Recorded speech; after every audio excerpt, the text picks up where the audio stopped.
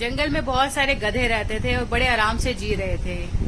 एक दिन लोमड़ी ने देखा उनको और उसके दिमाग में एक शरारत आई। उसने सोचा कि चलो क्यों ना मैं थोड़ी मस्ती कर लूं इनके साथ। तो वो गधों के पास गई और उसने बोला कि भाइयों, मैंने ना अभी अभी सुना है कि जो तालाब में मछलियां रहती है ना, कल सुबह तुम्हारे ऊपर आक्रमण करने वाली है। अब गधे तो बेचारे गधे ही थे, उन्होंने आव देखा ना ताव देखा, ना किसी से बात करी ना कुछ, और डर के मारे गांव की तरफ भागने लगे। अब वो बहुत तेजी से गांव की तरफ भाग रहे थे कि वहां से एक धोबी निकल रहा था। धोबी ने देखा इतने सारे गधे गांव की तरफ क्यों आ रहे हैं। उसने गधों को रोका और पूछा कि क्या बात हो गई तुम्हारे साथ। तब गधों ने कहा कि आपको नहीं पता, जो पड़ोसी तालाब की मछलियां हैं ना, हमारे ऊपर कल सुबह आक्रमण करने वाली है। तुम अपनी जान बचाने के लिए गांव में आ रहे हैं। धोबी बहुत समझदार था, उसने बोला कि मेरे रहते तुम्हारे साथ कोई कुछ ऐसा नहीं कर सकता, मैं तुम्हारे प्राणों की रक्षा करूंगा।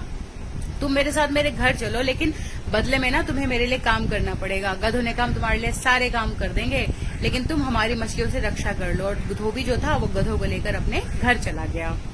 बस वो दिन और आज का दिन है कि गधे इसी विश्वास में जी रहे हैं कि उनकी रक्षा जो धोबी है वो मछलियों से कर रहा है, तभी उनकी जान बच पाई है। और जो धोबी है वो अपना काम निकाल रहे हैं। आज के समय में भी बहुत से लोग हैं जो गधों के समान है, जो इस विश्वास में जी रहे हैं कि जो सामने वाला है वो उनकी मछलियों से रक्षा कर रहा है, और इसी रक्षा के बदले में वो उनके लिए गधों की तरह काम करने में लगे हुए हैं।